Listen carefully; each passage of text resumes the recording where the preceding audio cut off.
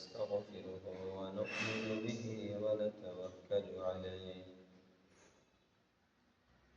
ونعوذ بالله من شرور أنفسنا ومن سيئات أعمالنا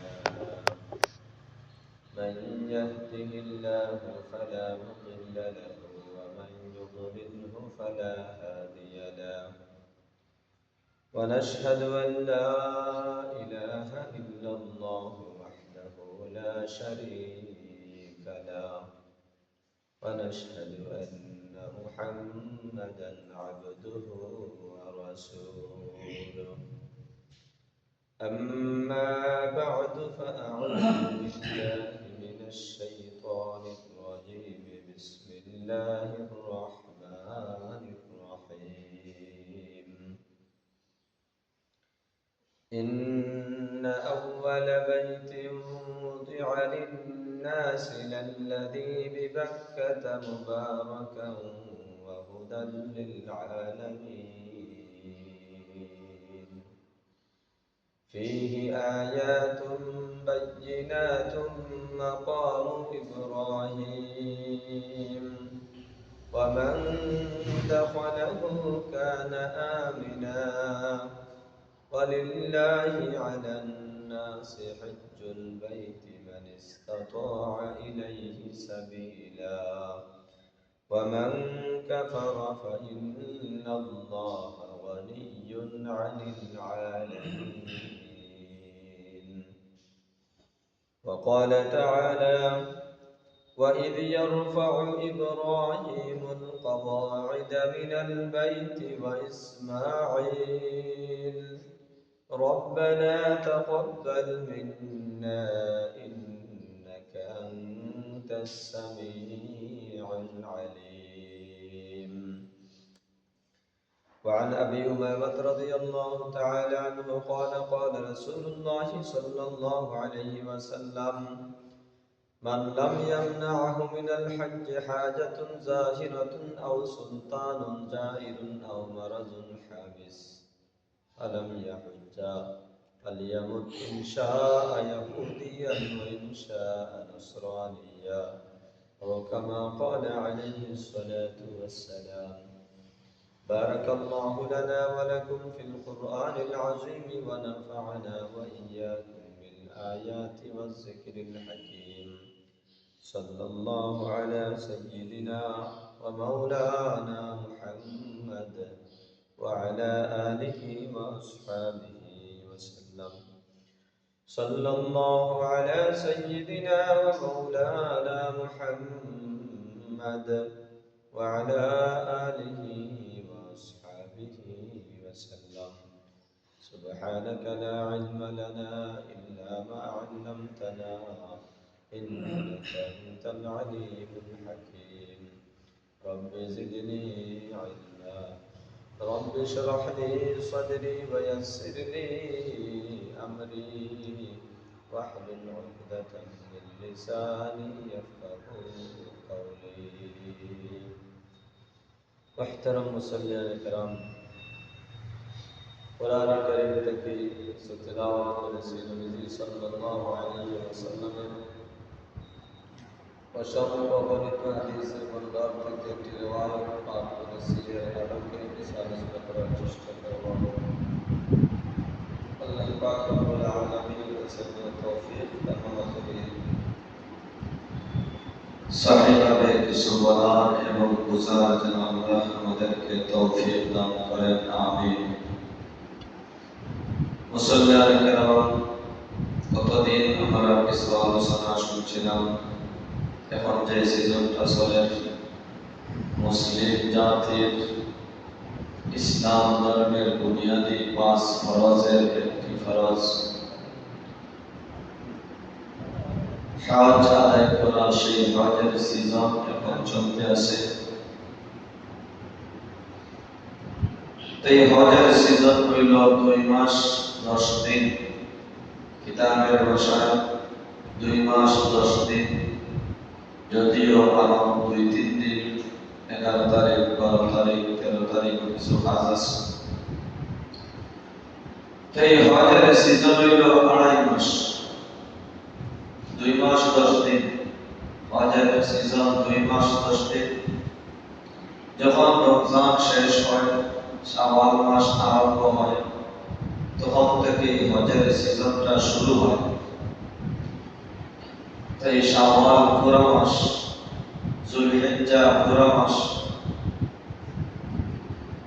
যুলকাদা পুরো মাস এবং যুলহিজ্জা 10 দিন, 11, 12, 13 সহ।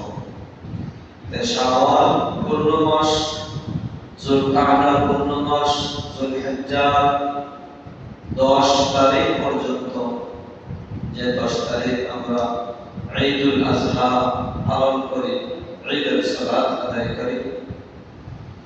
এই সিজনটা এখন চলতে আছে। এই হিসাবে ঈদুল আযহা মাত্র আছে 1.5 মাস। এই গুরুত্বপূর্ণ আমল হজ, আল্লাহ পাক রব্বুল আলামিনের দরবারে আমরা প্রার্থনা করি, আল্লাহ মৃত্যুর আগে আগে আমাদেরকে মকবুল হজ করার আমাদেরকে তৌফিক দান করে, সবে বলি আমিন। যে পবিত্র ঘরকে কেন্দ্র করে সেই আমলটা আদায় করা হয়। বিশেষ একটি ঘর আছে, যে ঘরের চতুর্পাশে তওয়াফ করতে হয়, যে ঘরকে আমরা চিনি কাবা শরীফ বলে, খানায়ে কাবা। আল্লাহ পাক রব্বুল আলামিন সেই ঘরের ইতিহাস সম্পর্কে আমাদেরকে জানাইতে কোরআনে আলোচনা করেছেন। ইন্না আউওয়ালা বাইতিন উযিআ লিন-নাস, ইন্না আউওয়ালা বাইতিন উযিআ লিন-নাস লাল্লাযী বিবাক্কাতা মুবারাকান ওয়া হুদান লিল-আলামিন, ফীহি আয়াতুন বায়্যিনাতুন মাকামু ইব্রাহিম, ওয়া মান দাখালাহু কানা আমিনা, ওয়া লিল্লাহি আলান-নাসি হিজ্জুল বাইতি মান ইসতাতা'a ইলাইহি সাবিলা, ওয়া মান কাফারা ফা ইন্নাল্লাহা গানিয়্যুন 'আনিল 'আলামিন। যেই পবিত্র ঘরকে কেন্দ্র করে ইসলামের গুরুত্বপূর্ণ আমল, বুনিয়াদি 5 ফরজের একটি ফরজ হজ আদায় করা হয়। যেই ঘরকে কেন্দ্র করে হজ আদায় করা হয়, সেই ঘরের ইতিহাস সম্পর্কে মহান রব্বুল আলামিন আমাদেরকে জানাইতে আলোচনা করতেছেন। সেই দুনিয়ার মানুষ, দুনিয়ার মধ্যে সর্বপ্রথম ঘর যেটা, দুনিয়ার মধ্যে সর্বপ্রথম ঘর, স্বাভাবিক ঘর অথবা ইবাদতের ঘর হিসাবে সর্বপ্রথম যে ঘরটা স্থাপন করা হয়েছিল, যে ঘরটা নির্মাণ করা হয়েছিল, সেই ঘরটা মক্কা অর্থাৎ মক্কায় অবস্থিত। যেই ঘরটাকে আমরা চিনি খানায়ে কাবা বা কাবা শরীফ বলি। সুবহানাল্লাহ। পুরাটা পৃথিবী 22 কন্যার মতো সারাটা পৃথিবী পানির মধ্যে ছিল, সারাটা পৃথিবী পানির নিচে ছিল, সারাটা পৃথিবীর মধ্যে পানি ছিল। আপনার এই বিঘ্নাহাতিতেও পানি, ওয়াইঘাট পানির নিচে, কোম্পানিগঞ্জ পানির নিচে, কালীঘাট পানির নিচে, তথা বাংলাদেশ পানির নিচে, ইন্ডিয়া পানির নিচে। তখন ইন্ডিয়াও নাই, বাংলাদেশও নাই, পাকিস্তান নাই, কোনো দেশ নাই, তখন কোনো এলাকা নাই, তখন কোনো মানুষও দুনিয়াতে নাই। হাঁস, মুরগ, শিয়াল, গলা, ভাল্লুক, কুকুর কিছুই দুনিয়ার মধ্যে নাই। রব্বুল আলামিন তখন পুরাটা পৃথিবীকে পানি দ্বারা পুরাটা পৃথিবীকে ঢেকে রেখেছিলেন। সেই সময় ওই পানিগুলা ঢেউ ফেলতে ফেলতে তার মধ্যে যে ফেনা তৈরি হয়েছিল, সেই ফেনাগুলাকে মহান রব্বুল আলামিন এই ফেনাগুলাকে যে জায়গায় একত্রিত করে, যে জায়গা থেকে মাটির সূচনা করেছিলেন, সেই জায়গাটার নামই হচ্ছে কাবা। বলুন সুবহানাল্লাহ। কাবার মাথাটা হলো উঁচু জায়গা, দুনিয়ার মধ্যে সর্বোচ্চ জায়গার নাম হচ্ছে কাবা। মক্কার মধ্যে কাবা সেই জায়গাটা হচ্ছে সর্বোচ্চ, সবার মধ্যে সবচেয়ে উঁচু জায়গা কাবা। সুবহানাল্লাহ। ইন্না আওয়ালা বাইতিন উদিআ লিন-নাসি আল্লাযী বিবাক্কাতা মুবারাকা। দুনিয়ার মধ্যে সর্বপ্রথম ঘর, দুনিয়ার মধ্যে সর্বপ্রথম ইবাদতের জায়গা, যেই জায়গাটা মক্কা অর্থাৎ মক্কা শহরে অবস্থিত, ওই ঘরটা মুবারাকা, বরকতময় ঘর। ওই ঘরটা বরকতময় ঘর। কেমন বরকত আমার দুস্থ বুজুর্গ, ওই জায়গায় ওই ঘরে যখন কোনো মানুষ, ওই এলাকায় যখন কোনো মানুষ দোষী হত্যা করে, যদি কোনো মানুষ ঢুকে পড়ে, ওই মানুষটাকে অত আঘাত করে না। ওই এলাকার মধ্যে, ওই ভবনটার মধ্যে, এই হেক্সারের ভিতরে যখন কোনো পাখি ঢুকে যায়, সেই পাখির উপর কেউ আক্রমণ করে না, সেই পাখিটাকে শিকার করে না। ওই এলাকার মধ্যে যখন যে প্রাণীগুলাকে শিকার করে খাবার খাওয়া যায়, হরিণ শিকার করে গোশত খাওয়া যায়, ওই হরিণকে শিকার করা হয় না। ওমান দাখালাহু কানা আমিনা। যে মানুষগুলা ওই ঘরে অথবা ওই ঘরের চতুর্পাশে একটা এরিয়া আছে, যে এরিয়াটাকে আরবিতে বলা হয় হরম বা মিঠা, এর ভিতরে কোনো পাখি শিকার করা নিষিদ্ধ, এর ভিতরে হরিণ শিকার করা নিষিদ্ধ, এর ভিতরে মারামারি কাটাকাটি করা নিষিদ্ধ। ওই জায়গাটা একটা সম্মানিত জায়গা। ওমান দাখালাহু কানা আমিনা, নিরাপদ জায়গা। আমার দোস্ত বুজুর্গ, যেই কাবা শরীফকে কেন্দ্র করে, যেই কাবাকে কেন্দ্র করে পবিত্র হজ আদায় করা হয়, ওই ঘরটা আমরা দুনিয়ার আবার আমাদের আদি পিতা হযরত আদম আলাইহিস সালাম দুনিয়াতে আসার 200 বছর আগে ওই ঘরটা নির্মাণ করা হয়েছে। বলুন সুবহানাল্লাহ। আমরা এখনো দুনিয়াতে আসি নাই, আমরা তো আসছি অনেক হাজার হাজার বছর পরে। আমাদের আদি পিতা আদম আলাইহিস সালাম দুনিয়ায় আসার পূর্বে সেই ঘরটা নির্মাণ করা হয়েছে। সাত আকাশমানের উপরে বাইতুল মামুর, যে ঘরটাকে ফেরেশতাগণ তওয়াফ করেন, ওই ঘরের সোজা নিচে, ওই ঘরের সোজা নিম্নে দুনিয়ার বুকে যে ঘরটা নির্মাণ করা হয়েছে মানুষের তওয়াফ করার জন্য। সুবহানাল্লাহ, সুবহানাল্লাহ।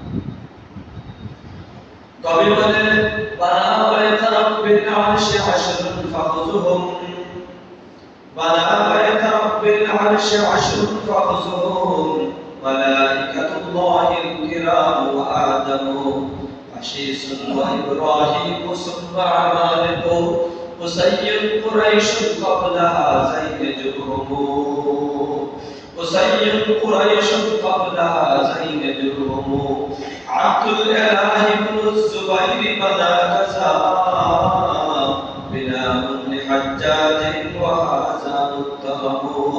দোস্ত বুজুর্গ, ওই কাবা শরীফকে 10 বার নির্মাণ করা হয়েছে। বাংলা বলা হয়েছে 10 বার। কয়বার? 10 বার।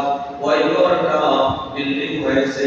এর আগে হয়তো টিনের ঘর ছিল, এর আগে হয়তো সোনার ঘর ছিল, জানি না এখানে ঘরটা কয়বার নির্মাণ করা হয়েছে। কাবা ঘর, যে কাবা ঘরকে আমরা সামনে রেখে সালাত আদায় করি, যে কাবা ঘরকে কেন্দ্র করে চতুর্দিকে তওয়াফ করা হয়, হজ আদায় করা হয়, ওই ঘরটাকে দুনিয়ার শুরু থেকে, দুনিয়ার সূচনা লগ্ন থেকে এখন পর্যন্ত 10 বার নির্মাণ করা হয়েছে। কয়বার? 10 বার নির্মাণ করা হয়েছে। আমাদের আদি পিতা আদম আলাইহিস সালামের সৃষ্টির 200 বছর আগে, আলফায় সনতিন 2000 বছর আগে, আদম আলাইহিস সালামের সৃষ্টির 2000 বছর আগে আল্লাহ রাব্বুল আলামিন ফেরেশতাদের মাধ্যমে ওই কাবাকে নির্মাণ করেছে মানুষের ইবাদতের জন্য, মানুষের তওয়াফ করার জন্য। দ্বিতীয় নম্বরে আদম আলাইহিস সালাম ঘরটা নির্মাণ করেছেন। তৃতীয় নম্বরে আওলাদ আদম, আদম আলাইহিস সালামের কোন সন্তান আছে সেই ঘরটা নির্মাণ করেছেন। চতুর্থ নম্বরে ইব্রাহিম আলাইহিস সালাম। পঞ্চম নম্বরে আমালাকা সম্প্রদায়, ষষ্ঠ নম্বরে জুরহুম সম্প্রদায়, সপ্তম নম্বরে মুসাইরি, অষ্টম নম্বরে কুরাইশ সম্প্রদায়, নবম নম্বরে হযরত আব্দুল্লাহ ইবনে জুবাইর, দশম নম্বরে দশম নম্বরে হাজ্জাজ ইবনে ইউসুফ জালিম বাদশা সেই ঘরটা নির্মাণ করেছে। তো আল্লাহর ঘর সেই কাবা শরীফ যেটাকে আমরা বাইতুল্লাহ বলি, আল্লাহর ঘর বলি, সেই ঘরটাকে কয়বার নির্মাণ করা হয়েছে? বানানো হয়েছে 10 বার।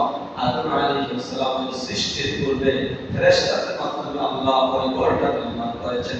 সেখান থেকে আমাদের বোঝার বিষয়, দুনিয়াতে মানুষ এখনো আসে নাই, দুনিয়াতে মানুষ এখনো সৃষ্টি করা হয় নাই, অন্য কোনো মাখলুক তো দূরের কথা, মানুষ এখনো সৃষ্টি করা হয় নাই। মানুষের আদি পিতা আদম আলাইহিস সালাম যখন দুনিয়াতে আসেন নাই, উনি আসার পূর্বে 2000 বছর পূর্বে ওই ঘর নির্মাণ করে আমাদেরকে ইশারা জানাইতেছেন যে তোমাদের সৃষ্টি সফলকাম হবে না, তোমরা দুনিয়াতে আসলেই তোমাদের জীবন সাকসেসফুল হবে না যতক্ষণ পর্যন্ত তোমরা তোমাদের রব, তোমরা তোমাদের মালিকের ইবাদতে মগ্ন না হবে, তোমাদের মালিকের ইবাদতে তোমরা লিপ্ত না হবে, তোমাদের মালিককে চেনার জন্য, তোমাদের মালিকের গৌরবের ইজ্জত সম্মান অন্তরে লালন করার জন্য, তোমাদের মালিকের ইবাদত বন্দেগীর ইস্তিহা তোমাদের অন্তরে সৃষ্টি করার জন্য, তোমাদের আদি পিতা আদমকে সৃষ্টি করার 2000 বছর পূর্বে আমি আবার ঘর নির্মাণ করেছি তোমাদেরকে ওই কথা বোঝানোর জন্য। দুনিয়াতে আসলেই চলবে না, দুনিয়াতে আসলেই সাকসেসফুল হওয়া যায় না, দুনিয়াতে মানব রূপে সৃষ্টি করলেই সফলকাম হওয়া যায় না, কামিয়াব হওয়া যায় না যতক্ষণ পর্যন্ত দুনিয়াতে আসার পিছনে যে মালিকের কুদরত, যে খালিকের সৃষ্টি, যে খালিক আমাদেরকে সৃষ্টি করেছেন, সেই খালিককে চিনতে হবে, সেই খালিকের নির্বাচিত করে ইজ্জত সম্মান অন্তরে লালন করতে হবে, সেই মালিকের ইবাদত বন্দেগীর ইস্তিহা নিজের মধ্যে আনতে হবে, তখনই সত্যিকারের মানুষ হওয়া যাবে।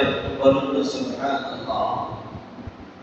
হযরত আদম আলাইহিস সালাম সৃষ্টির 2000 বছর পূর্বে কাবা শরীফ নির্মাণ করা হয়েছে। 2000 বছর পরে ঘরটা আদম আলাইহিস সালাম দুনিয়াতে আসছেন, আসার পরে ওই ঘরটাকে মেরামত করা অথবা ওই ঘরটাকে নতুন রূপে নির্মাণ করা প্রয়োজন পড়েছে, উনি ওই ঘরটা নির্মাণ করেছেন। তৃতীয় নম্বরে ওনার কোন সন্তানাদি কবির ভাষায় হযরত ঈসা আলাইহিস সালাম উনি নবী। তৃতীয় নম্বরে উনি ওই ঘরটা পুনরায় আবার নির্মাণ করেছেন। চতুর্থ নম্বরে হযরত ইব্রাহিম আলাইহিস সালাম। আমরা যখন কোরআনকে জিজ্ঞাসা করি, পরে কোরআন আল্লাহ যে ঘরটাকে নির্বাচন করেছেন, আল্লাহ যে ঘরটাকে তার ঘর বলে পরিচিত দিয়েছেন, যেই ঘরটাকে কেন্দ্র করে সালাত আদায় করা হয়, আমরা সালাত আদায় করি পশ্চিম দিকে, ওই ঘরটা কোন দিকে? পশ্চিম দিকে। মদিনাবাসী যারা তারা সালাত আদায় করে দক্ষিণ দিকে, কারণ তাদের কাবাটা ওই তাদের কাবা সামনে নিতে হলে দক্ষিণ দিকে মুখ করতে হয়। কাবা দক্ষিণে যারা আছে তারা সালাত আদায় করে উত্তর দিকে, কারণ কাবাটা তাদের সামনে নিতে হলে উত্তর দিকে আদায় করতে হয়। কাবার পশ্চিমে যদি কাবার পশ্চিমে যারা আছে তারা সালাত আদায় করতে হয় পূর্ব দিকে, কারণ কাবাকে তাদের সামনে নিতে হলে পূর্ব দিক নির্বাচন করতে হয়। আমরা যেহেতু কাবা পূর্ব দিকে, এজন্য আমরা কাবাকে সামনে নিতে হলে আমরা পশ্চিম দিকে মুখ করে দাঁড়াতে হয় নামাজে। মূল হলো কাবা, পূর্ব পশ্চিম উত্তর দক্ষিণ, এটা মূল সাবজেক্ট নয়। মূল সাবজেক্ট হলো কাবা, কাবাকে সামনে নেওয়া, কাবাকে সামনে নিয়ে সালাত আদায় করা। মূলত কাবার গোলামি করা নয়, বরং কাবার স্রষ্টা যিনি রব্বুল আলামিন, সেই রব্বুল আলামিনের গোলামি করা। মূলত কাবাকে সিজদা করা নয়, বরং সেই কাবার মালিক যিনি, সেই কাবার স্রষ্টা যিনি, সেই কাবাকে নির্বাচন করেছেন যিনি রব্বুল আলামিন, সেই রব্বুল আলামিনকে ভক্তি শ্রদ্ধা করা বা সিজদা করা। যেভাবে হযরত আদম আলাইহিস সালামকে সৃষ্টি করার পূর্বে, আদম আলাইহিস সালামকে সৃষ্টি করার পূর্বে মহান রব্বুল আলামিন সিজদার নির্দেশ দিয়েছিলেন, উসজুদু লি আদম, আমার আদমকে সিজদা করো। মূলত আদমকে সিজদা করার উদ্দেশ্য নয়, বিভিন্ন অর্থ আছে, বিভিন্ন ব্যাখ্যা আছে। এক ব্যাখ্যা হলো এটা সাজদায়ে তাহিয়া, সম্মান জানানোর নির্দেশ দেওয়া হয়েছে। আর একটা জবাব, অনেক জবাব আছে, সব করে বলতেছি। যদি হাসারাতুল সাজদা করার উদ্দেশ্য হয়, তো যদিও আদমকে সামনে রেখে সাজদা, আদমকে সাজদা উদ্দেশ্য নয়, সাজদা মূলত আদমের স্রষ্টা যিনি তাকে সাজদা করা। যেমন কাবা সামনে নিয়ে আমরা সাজদা করি, মূলত কাবাকে সাজদা করা নয়, যেহেতু কাবা আমাদের রব নয়, কাবা আমাদের মালিক নয়, কাবা আমাদের খালিক নয়, তো সাজদা করি কাবাকে সামনে রেখে। মূলত কাবার রব যিনি, আমাদের রব যিনি, আল্লাহকে সাজদা করি, বলি আল্লাহু আকবার। যদি কোরআনকে জিজ্ঞাসা করি, পরে কোরআন কাবার ইতিহাস সম্পর্কে তোমাকে বলো না, কাবাটা কে নির্মাণ করেছে, কাবাটা কার মাধ্যমে দুনিয়াতে আসছে। যদি কোরআনকে জিজ্ঞাসা করি, কোরআন ফেরেশতাদের আলোচনা করে না, কোরআন হযরত আদমের আলোচনা দেয় না, কোরআন হযরত শীশের পরিচয় দেয় না।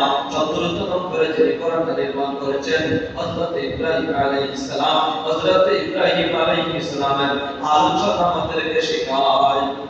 প্রথম পারার শেষ দিকে 19 নম্বর পৃষ্ঠা, প্রথম নম্বর আয়াত, وَإِذْ يَرْفَعُ إِبْرَاهِيمُ الْقَوَاعِدَ مِنَ الْبَيْتِ وَإِسْمَاعِيلُ رَبَّنَا تَقَبَّلْ مِنَّا إِنَّكَ أَنتَ السَّمِيعُ الْعَلِيمُ।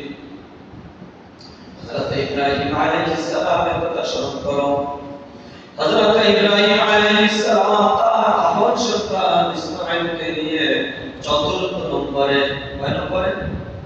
চতুর্থ নম্বরে, 4 নম্বরে প্রথমে ঘর নির্মাণ করলেন ফেরেশতারা, দ্বিতীয় নম্বরে আদম আলাইহিস সালাম, তৃতীয় নম্বরে তার সন্তান হযরত শীশ আলাইহিস সালাম, চতুর্থ নম্বরে ইব্রাহিম আলাইহিস সালাম তার সন্তান হযরত ইসমাঈলকে নিয়ে সেই ঘরটা নির্মাণ করেছেন। কত হাজার হাজার বছর পূর্বে ঘরটা নির্মাণ করা হয়েছে, এখনো তাদের আলোচনা এই জমানায়ও যারা সত্যিকার অর্থে সহিহ নিয়তে রাজায়ে মাওলা আল্লাহকে সন্তুষ্টি করার জন্য আল্লাহর ঘর নির্মাণ করবে, ইবাদতের স্থান হিসাবে, জাতির ইবাদতের সুবিধার্থে ঘর নির্মাণ করবে। ওই মানুষগুলো মারা গেলেও আদম আলাইহিস ইব্রাহিম এবং তার সন্তান ইসমাঈল দুনিয়া থেকে বিদায় নিয়ে গেছেন, হাজার হাজার বছর অতিবাহিত হয়ে গেছে, এখনো তাদের আলোচনা হয়েছে মরিয়াও জিতা। এখনো যদি কোন মানুষ আল্লাহর ঘরের ইবাদতের জন্য, আল্লাহর মাখলুকগুলোর ইবাদতের সুবিধার জন্য সহিহ নিয়তে ঘর নির্মাণ করে, তারা মারা যাওয়ার পরেও তাদের আলোচনা হয়, তাদের দোয়া হয়, কি হয় না? ওই ঘরটা নির্মাণ করেছেন যারা, আমরা এখন দোয়া করি যতক্ষণ পর্যন্ত ঘর থাকবে, ইমাম যিনি আসবেন, খতিব যিনি হবেন, মুয়াজ্জিন যিনি হবেন, ইমাম যিনি হবেন, মুসল্লি যারা হবে, নিশ্চয় নিশ্চয় যারা নির্মাণ করেছে, যারা দান খয়রাত করেছে, তাদের জন্য দোয়া হবে না হবে না? ইব্রাহিম আলাইহিস সালাম তার সন্তান ইসমাঈল কত হাজার হাজার বছর আগে ঘর নির্মাণ করেছে, কুরআন তাদের আলোচনা, আমরা ভিন্ন হাম দিবসে তাদের আলোচনা করতেছি। তবে নিয়ত হতে হবে সহিহ, নিয়ত সহিহ করতে হবে। মুরব্বিয়ানার নিয়তে যদি ওই মসজিদ থাকলে মুরব্বিয়ানা করা যায় না, আর একটা মসজিদ কয়েকটা নির্মাণ করে নেই, তো আমরা মুরব্বিয়ানার সুযোগ পাবো। ঈদগাহ এক জায়গা হলে মুরব্বিয়ানার সুযোগ পাবো না, যদি বিভিন্ন জায়গায় জায়গায় ঈদগাহ হয় তাহলে মুরব্বিয়ানার সুযোগ হবে। এক জায়গায় কবরস্থান হলে মুরব্বিয়ানার সুযোগ পাওয়া যাবে না, বিভিন্ন জায়গায় জায়গায় ফ্যামিলি নিয়ে প্রতিটা কওমে কবরস্থান করে মুরব্বিয়ানার সুযোগ হবে। এটা ইসলামের শিক্ষা নয়। ইসলামের শিক্ষা হলো কবরস্থান এক জায়গায় হবে, বেশ এলাকা ভিত্তিক মিলে এক জায়গায় কবরস্থান, বেশ সংখ্যা মিলে এক জায়গায় হবে মসজিদ, বেশ মানুষ মিলে এক জায়গায় হবে ঈদগাহ, জায়গায় জায়গায় ঈদগাহ। তো যদি গ্রামে গ্রামে ঈদগাহ হয় তো এক খিয়া দেড় খিয়া ঈদগাহ নিয়ে দিল, কাজ হবে মাত্র বছরে 2টা, ঈদুল আজহা, ঈদুল ফিতর, সারা বছর আর ওই জায়গাটা আর কোনো কাজে লাগবে না। তো ক্ষেত্রে জায়গা কমতেছে না বাড়তেছে?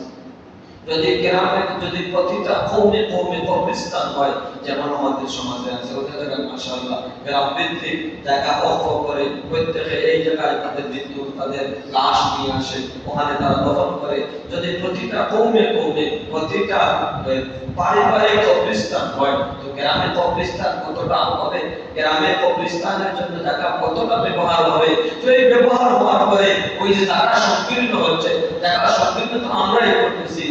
যদি পারিবারিক কবরস্থান প্রত্যেকে পারিবারিক কবরস্থান উদ্যোগ নেই, যারা নিয়ে নিছি এটা ইসলামের সাথে ইসলামিক বিধান অনুযায়ী হয় নাই, আল্লাহর কাছে তওবা ইস্তেগফার করি। যেটা হয়ে গেছে এখন তো কবরস্থান ভেঙে নতুন ক্ষেতের জায়গা করা যাবে না, এখানে ঘর নির্মাণের সুযোগ নাই। এখানে কবরস্থান হয়ে গেছে, তার এখনো সুযোগ আছে। কবরস্থানে নিয়ে আর না বাড়াইয়া 2-4টা কবরস্থান হয়েছে, ওইটাকে একটা কন্ট্রোলের ভিতরে আনে। এখন আমরা একত্রিত হয়ে ইসলামের বিধান হলো, একত্রিত হয়ে কবরস্থান হবে, ইসলামের বিধান হলো, একত্রিত হয়ে মসজিদে সালাত হবে, ইসলামের বিধান হলো, একত্রিত হয়ে ঈদগাহ হবে। এখন যদি দুনিয়ার স্বার্থে, দুনিয়ার লোভে, দুনিয়ার মুরব্বিয়ানের স্বার্থে, দুনিয়ার মুরব্বিয়ানের লোভে একই মসজিদ থেকে বের হয়ে আরেকটি মসজিদ দুনিয়ার লোভে, দুনিয়ার স্বার্থে, মুরব্বিয়ানের লোভে মুরব্বিয়ানা নেওয়ার জন্য ঈদগাহ বিভক্ত, মসজিদ বিভক্ত, কবরস্থান বিভক্ত, দুনিয়ার লোভে ওই মানুষগুলো আসার মতো মুরব্বিয়ানের সুযোগ পাবে না। ওই মানুষগুলোকে রব্বুল আলামিন মুরব্বিয়ানের সার্টিফিকেট দিবেন না। ওই মুরব্বিদেরকে দুনিয়াতে আল্লাহ ইজ্জত দান করবেন না। ওরা দুনিয়াতেও বেইজ্জত হবে, পরকালেও বেইজ্জত হবে। কারণ ওই মানুষগুলোকে সাময়িকভাবে বেইজ্জত দেওয়া হয়েছিল, তাদের লক্ষ্য এবং টার্গেট হওয়া উচিত ছিল মানুষকে দলবদ্ধ করে রাখা। তারা দলবদ্ধ করে না রাখে দুনিয়ার স্বার্থ হাসিল করার জন্য, দুনিয়ার মুরব্বিয়ানা অর্জন করার জন্য, দুনিয়ার মুরব্বিয়ানা চেয়ার গ্রহণ করার জন্য উম্মতে মুহাম্মাদীকে বিভক্ত করেছে, উম্মতে মুহাম্মাদীকে দলে দলে বিভক্ত করেছে। ওই মানুষগুলো দুনিয়াতেও বেইজ্জত হবে, পরকালেও বেইজ্জত হবে। নাউযুবিল্লাহ। যদি দুনিয়ার স্বার্থে হয়, দুনিয়ার লোভে হয়, ইসলাম বলে মসজিদ হবে এক জায়গায়, সবাই এক জায়গায় সালাত আদায় করবে। ইসলাম বলে বড় এরিয়া ভিত্তিক একটা কবরস্থান হবে, ওখানে সবাই দাফন করবে। একটা কবরস্থান যখন 50-100 বছর হয়ে যাবে, এটা পূর্ণ হয়ে যাবে, পুরান হয়ে যায়, পুরাতন হয়ে যায়, এর উপরে আরেকটা কবরস্থান দেওয়া যায়, এর উপর আরেকটা কবর করা যায়। এইভাবে যদি এইভাবে না করে আমরা যেভাবে করতেছি, আমার গ্রাম এটা নাই, পারিবারিক কবরস্থান। আমরা তো আর সেই সময় ছিলাম না, তখন যারা মুরব্বিয়ান ছিল তাদের উচিত ছিল তাদেরকে নিয়ে সবাইকে নিয়ে একই জায়গায় কবরস্থান করা, একই জায়গায় মসজিদ করা। দুষ্ট বুজুর্গ শুনো, যারা এখানে আসছো, যারা আমাদের আওয়াজ শুনবা, যে জায়গা থেকে শুনতেছো, শুনো শুনো, মসজিদ নির্মাণ করা সহজ, মসজিদের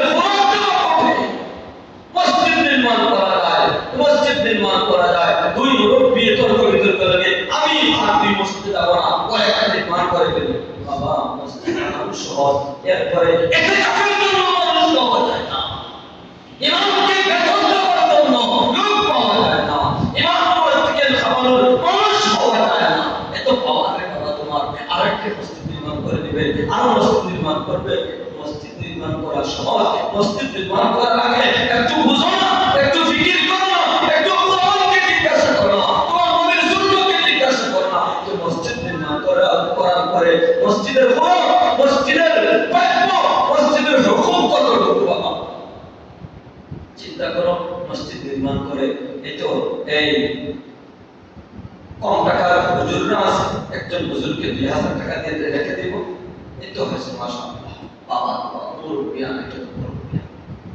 আমার দোস্ত বুজুর্গ বলতেছিলাম, যদি কোরআনকে জিজ্ঞাসা করি, কোরআন তুমি কাবার ইতিহাস আমাদেরকে একটু শোনাও, তারিখ কাবা, এ কোরআন তুমি কাবার ইতিহাস আমাদেরকে একটু শোনাও। কোরআন আমাদেরকে কাবার ইতিহাস শোনাইতে আমাদেরকে বলেন, وإذ يرفع إبراهيم القواعد من البيت وإسماعيل ربنا تقبل منا إنك أنت السميع العليم। কোরআন আমাদেরকে কাবার ইতিহাস জানাইতে চাইতেছে, কোরআন আমাদেরকে কাবার ইতিহাস শেখানো জানানোর জন্য হযরতে ফেরেশতাদের কোনো আলোচনা করে নাই। দ্বিতীয় পর্যায়ে হযরতে আদমের কোনো আলোচনা করে নাই। তৃতীয় পর্যায়ে হযরতে শেষ নবীর কোনো আলোচনা করে নাই। চতুর্থ নম্বরে হযরতে ইব্রাহিম আলাইহিস সালাম, সেই ইব্রাহিম আলাইহিস সালামের আলোচনা করে কেন ফেরেশতারা ধর্মীয় করেছেন প্রথমে, দ্বিতীয় নম্বরে আদম, তৃতীয় নম্বরে হযরতে শেষ নবী, চতুর্থ নম্বরে ইব্রাহিম। এরপরে তো আছেন আরো 5 জন 6 জন। আগের 3 জনের কোনো আলোচনা নাই, পরের 6 জনের কোনো আলোচনা নাই। চতুর্থ নম্বরে যে হযরতে ইব্রাহিম, ওনার আলোচনা আসলো কেন আল্লাহর দুষ্ট হযরতে খলিলুনা ইব্রাহিম আলাইহিস সালাম, বলুন সুবহানাল্লাহ। হযরত ইব্রাহিম আলাইহিস সালামকে আল্লাহ কি পরীক্ষা নিরীক্ষা করেছেন, প্রতিটা পরীক্ষা হযরত ইব্রাহিম পাস করেছেন। তোমার সন্তানকে কুরবানি করো, কুরবানি করার জন্য প্রস্তুত। তুমি তোমার সন্তান এই 120 বছর বয়সে সন্তান পেয়েছেন। হাজার কান্নাকাটি করতে মুনাজাত করতে বৃদ্ধ বয়সে একটি সন্তান পেলে যার নাম হবে ইসমাঈল।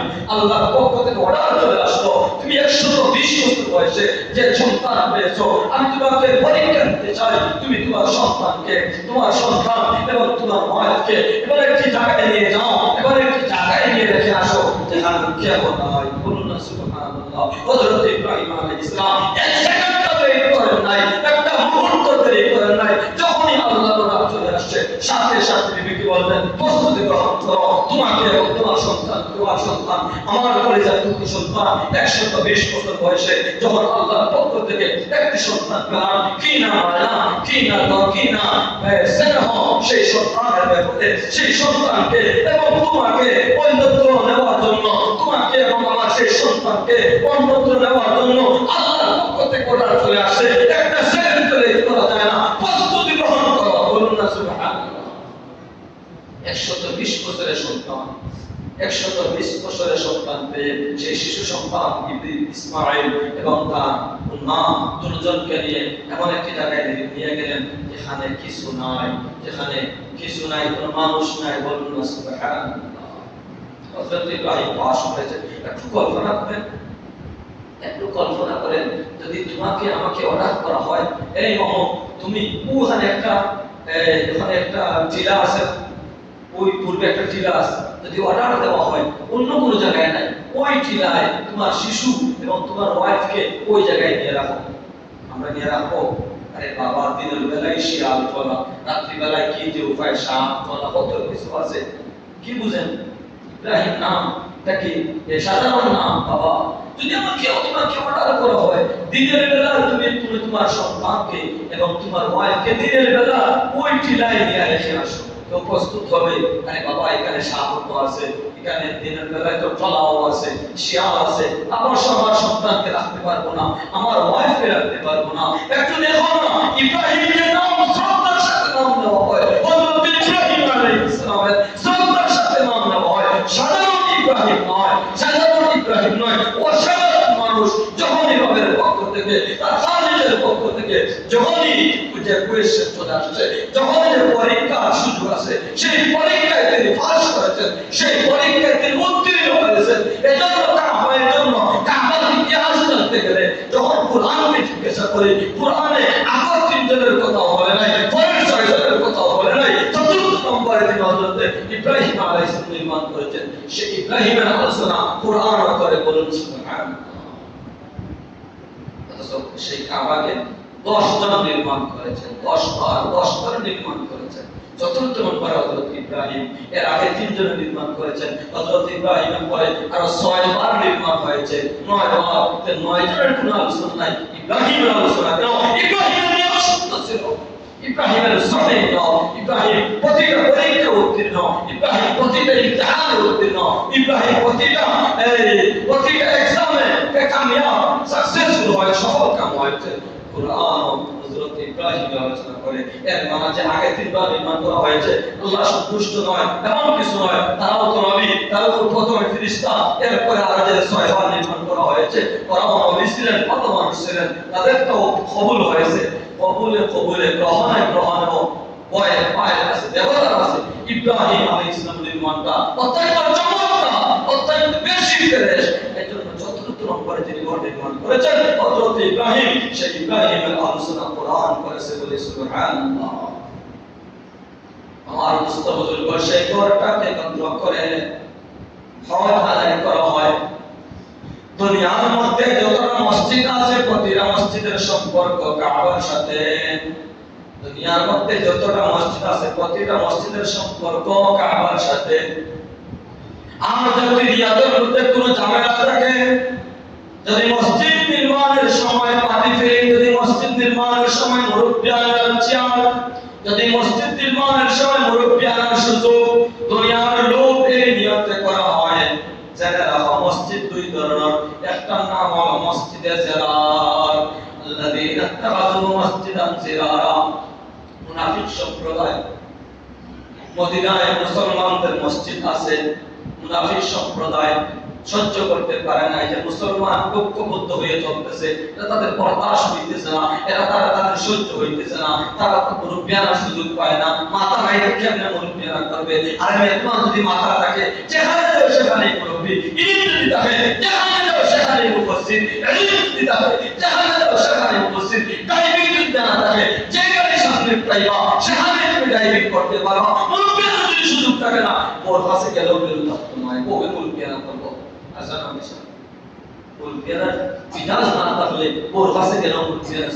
তুমি কইবা খান, ও কইবা আর খান, তুমি সিদ্ধান্ত দিবা একটা, ও দিবা আর একটা। ও মুরব্বি, মুরব্বি কাটা মুরব্বি, এটা পরামর্শ করে যাবে বিষয়।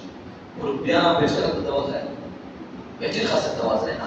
বাংলাদেশে একটা মুরব্বিয়ানা আছে না, ওই দোস্ত বুজুর্গ না আওয়ামী লীগেরও আসো, বিএনপিরও আসো, অন্য দলের রাস্তায় পারো, তিন পেটের কাছে যারা ইসলামের দেশটা আর পেটের কাছে দিও না। আওয়ামী লীগের যারা আসো, আওয়ামী লীগ কি বেশাই নাই, বেটা করে নির্বাচন করো, কইয়া না আওয়ামী লীগ বাবার খুব বেজার হইল না। যদি কোনো সময় সুযোগ পায়, তারা সুযোগ দেওয়া হয়, সুযোগ পায় প্রত্যেক দলের বেটা মুরব্বি হয়, যে কোনো দলের হোক বেটা মুরব্বি হইতো। বেটি যেন মুরব্বি না দেওয়া হয়, বেটি মুরব্বি না, বেটি মুরব্বি না, বেটি মুরব্বি কইলে যারা বড় লজ্জা ইবানি বেটি মুরব্বি এগুলো দেখতাম নয়। বিহার কয়েকটা প্রস্তাব লিয়ে যাও বলে দেওয়া সম্ভব নয়, বেটি মুরব্বি বার্তা পায়। বাংলাদেশের বেটি মুরব্বির দেশ অতীতে আছে, আর যদি বেটি মুরব্বির দেশ না হয় পারবো না ইনশাআল্লাহ, পারবো না ইনশাআল্লাহ। বেজারুল এখন কিছু করতে পারতেন না। আবার যদি জালিম হওয়া ফিরিয়ে হয়, কোনো সময় সন্ত্রাস ফিরিয়ে হয়, কোনো সন্ত্রাস যায়, এখন বেটা এর সুযোগ নাই।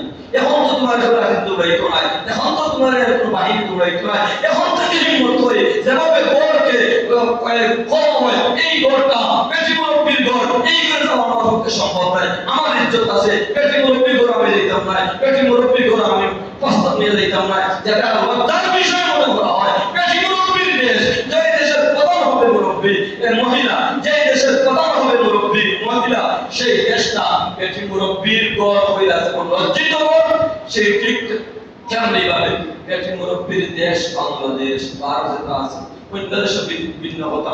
আমার দেশে যেন বেটি মুরব্বির দেশ না হয়, বেটি মুরব্বির দেশ না হয়, এই সিদ্ধান্ত আমরা নিতে পারি তো ইনশাআল্লাহ? সবে হাত তুলে বলি যে বেটি মুরব্বি না করি, বেটি মুরব্বি যেন কোরআন নির্বাচন না করে, পারবো তো ইনশাআল্লাহ? বেটি মুরব্বি না, যে কোনো দলের বেটা হোক, বেটা হোক, বেটি মুরব্বি না, বেটি মুরব্বি না, বেটি মুরব্বির হলনে ভাইটা, বেটি মুরব্বির খাস আছে, বাচ্চা জন্ম দেওয়া, তখন বাচ্চা তো বাচ্চা হইল, তাই মুরব্বি হইতে তারপর তো তাই হতে রইব, মুরব্বি হইতে আগে জামাই হতে দিব বলে জামাই তাহলে বাচ্চা তারা আসতে হরণ যেটা মহিলা বলে সাধারণত তাদের স্বামীরে খরচটায় মারিলে আমার অন্য করে লাইনে মারিলে দেখো না খালেদা বেটির জামাইও নাই, হাসিনা বেটির জামাইও নাই, এরপরে রৌশন বেটির জামাইও নাই। জানি না সত্যিকার অর্থে কেমনে মারা গেছে, কোন ষড়যন্ত্র করা হয়েছে। এই আমরা সাজেশটা বুঝি অনেক সময় অনেক রাজনীতিক এখন নারীও আছে, তখন তারা সাংবাদিকে জিজ্ঞাসা করে তুই অবস্থা এখানে রাজনীতি করতাম, রাজনীতি করার জন্য স্বাধীন থাকা লাগবো, যে তার লোকে আর্ম দেই লাগবো, যে তার লোকে হ্যান্ডশেক করা লাগবো, যে তার লোকে এক হাতে লাগবো। বিবাহ হয় না, রাজনীতি হওয়ার লাগে হাত মিলাইতো, গায়ে খাটাইতো, এত নাফাক নারী হল, এত নাফাক মানুষগুলা আবার রাজনীতির মাথায় পবিত্র বাংলাদেশের রাজনীতি হতো, পবিত্র বাংলাদেশের মুরব্বিয়ানা হতো। এরা পবিত্র দেশের পবিত্র ভূমি, পবিত্র রাষ্ট্র ধর্ম ইসলাম, যে রাষ্ট্রের মধ্যে সংবিধান লেখা আছে বিসমিল্লাহির রহমানির রহিম অপবিত্র কোন মানুষ এমন মুরব্বিয়ানা যেন না যায় সেই সিদ্ধান্ত আমাদেরকে নিতে হবে। যদিও এই জায়গায় রাজনৈতিক কোন আলোচনা নয়, তুমি আবার আমাদেরকে ওয়াজ শিখাইতে আসো না বাবা, তুমি মিম্বরে বসে রাজনৈতিক আলোচনা করবা, বাবা তুমি চলে আসো, আমি নেমে যাবো, তুমি কেন চলে ওয়াজ করো আসে, আমি চলে যাবো, আমি ওয়াজ শুনবো, তুমি কোন জায়গা থেকে এসে মিম্বরে ওয়াজ করবা একটু শুনতে চাই। মিম্বরে রাজনৈতিক ওয়াজ, মাদ্রাসা জালসায় রাজনৈতিক ওয়াজ, মসজিদে রাজনৈতিক ওয়াজ, বাবা তুমি একটু আসো না, একটু আসো না, সুন্দর করে সূরাতুল ফাতিহা উচ্চারণ বলতে পারবে না, সে আবার বিস্ফোট দেওয়া শুরু করে, সে আবার কমেন্ট করে। মিম্বরে বসে রাজনৈতিক ওয়াজ কেন? ইমামকে তাড়িয়ে দিতে হবে, খতিবকে তাড়িয়ে দিতে হবে। আরে বাবা একটু বুঝো না, সত্যিকারের যদি ওয়াজ হয় মিম্বরে বসে, জলসায় বসে, তুমি হয়তো দুনিয়ার মসজিদ থেকে তাড়িয়ে দিতে পারো, দুনিয়ার মাদ্রাসা থেকে, তুমি সত্যিকারের নাজিম যদি হয়, চোর নাজিম নয়, সত্যিকারের নাজিম যদি হয় তাকে যদি তুমি তাড়িয়ে দিতে পারো, বুঝো আল্লাহ তাড়িয়ে দেওয়ার সুযোগ, আল্লাহ তোমাকে জান্নাত থেকে তাড়িয়ে দিবেন, করুন না বুঝুন। তো দোস্তর সময় শেষ হয়ে গেছে, আর আলোচনা দীর্ঘ করবো না। আমরা সেই কাবাকে সামনে রেখে সালাত আদায় করি। সেই কাবার সিজন এখন চলতে আছে, আমরা হাজার সিজন এখন চলতে আছে, আমরা হজ করার জন্য আল্লাহর কাছে মুনাজাত করি। আল্লাহ মৃত্যুর আগে আগে আমাদেরকে মকবুল হক নসিব করে সরে বলি আমিন। যারা চলে গেছেন বা যাবেন, যাইতেছেন, আল্লাহ তাদেরকে বিশুদ্ধভাবে আমালগুলো আদায় করে মকবুল হজ করার তৌফিক দান করুন। এবং এর আগে আরেকটি কাবা ছিল বাইতুল মুকদ্দাসে এখন আক্রমণ আমরা দেখতে পাইতেছি, আপনারা পত্রিকা পড়তেছেন, দেখা যাইতেছে সে বাইতুল মুকদ্দাসেও দুশমন বাহিনীরা আক্রমণ অলরেডি করে নিয়েছে। এখন মুসলমান হয়ে দেশে আনন্দিত হয়, এটা মুসলমান না সন্ত্রাস। মুসলমানের বাচ্চা বাইতুল মুকদ্দাস আক্রমণ হয়, সে যদি মুসলমান সহায় থাকে খুশি হওয়ার কথা না, মর্মাহত ব্যতীত হওয়ার কথা, ব্যতীত হওয়ার কথা। কত কয়েকটা দিন আগে আমাদের পার্শ্ববর্তী ইউনিয়ন গৌবাড়ি ইউনিয়নের হাটগ্রামে একটা সন্তান 32 যখন আক্রমণ হয়েছিল তখন সে কেঁদেছিল, আমরা পক্ষে বিপক্ষে বলতেছিলাম। যখন আক্রমণ হয়ে যারা করেছে তখন একগুলো সন্তুষ্ট হয়েছিল, একগুলো বেচারা হয়েছিল। ওই মানুষটা আরে ভাই তুই তোর দল করতে, দলের জায়গায় ইসলামের জায়গায়। এখন সে বলতেছে আমার 32 আক্রমণ হয়েছিল, তখন তোমরা হাসছিলা, আমরা কাঁদছিলাম, এখন বাইতুল মুকদ্দাসে আক্রমণ হইতেছে, মুসলমান তোমরা কাঁদতেছো, আমরা হাসতেছি, বলো নাউজুবিল্লাহ। ভাই 32 আর ভাই বাইতুল মুকদ্দাসে আক্রমণ হইতেছে, আক্রমণ করতেছে আলিমরা, সে আবার আনন্দিত। এর প্রতিবাদ করা আমাদের প্রয়োজন আছে না, আছে না? বর্তমান না থেকে মুসলমান শব্দ ডিলিট করো, আর যদি মুসলমান ধর্মে থাকতে চাও তবে ইস্তেগফার করো। এই সমস্ত কুরআনগার সহ এর মতো যত কুরআনগার জেলা নিয়ে তৈরি হবে, বয়কট করব। এদেরকে বয়কট না করলে সমাজ সুন্দর করা সম্ভব নয়, এলাকাতে সম্ভব হবে না। এই সমস্ত কুরআনগার আর তৈরি না হয়। যদি গতকালকে মিটিং হয়েছে, যারা কোন সিদ্ধান্ত তারা নিয়েছে তাও ছিল, আমাদের এলাকা থেকে মাদ্রাসা থেকে প্রতিনিধি পাঠানো হয়েছে, বিভিন্ন জায়গা থেকে প্রতিনিধি গেছেন। আর যদি আমার কুরআনগার না হয়, আরে ভাই বিএনপি, আওয়ামী লীগ, জাতীয় পার্টি দলের জায়গায় দল, বারবার বলে ইসলাম দলের জায়গায় দল, সবার মধ্যে থাকবে ইসলাম। এমন তুমি দল করলা, এখন তোমার দল থেকে বাইতুল মুকদ্দাসে দান করে গেল, এবং তুমি দলের অংশগ্রহণ করলা, এমন বাইতুল মুকদ্দাস থেকে তোমার দল দামি হয়ে গেছে, বাইতুল মুকদ্দাসে আক্রমণ হইতেছে, আবার তুমি সন্তুষ্ট। এমন রাজনীতির দরকার কি? এমন দলের দরকার কি? এমন মানুষ পরিচয় দিয়ে লাভ কি? কুকুরের পরিচয় দেওয়া লাগলো। আল্লাহ পাক রব্বুল আলামিন আমাদের সবাইকে সহি বুঝার এবং সহি আমল করার জন্য আমাদেরকে তৌফিক দান করুন, সবাই বলি আমিন। ওয়া আখিরু দাওয়ানা আলহামদুলিল্লাহি রাব্বিল আলামিন। সাল্লাল্লাহু আলা সাইয়্যিদিনা মাওলানা মুহাম্মদ।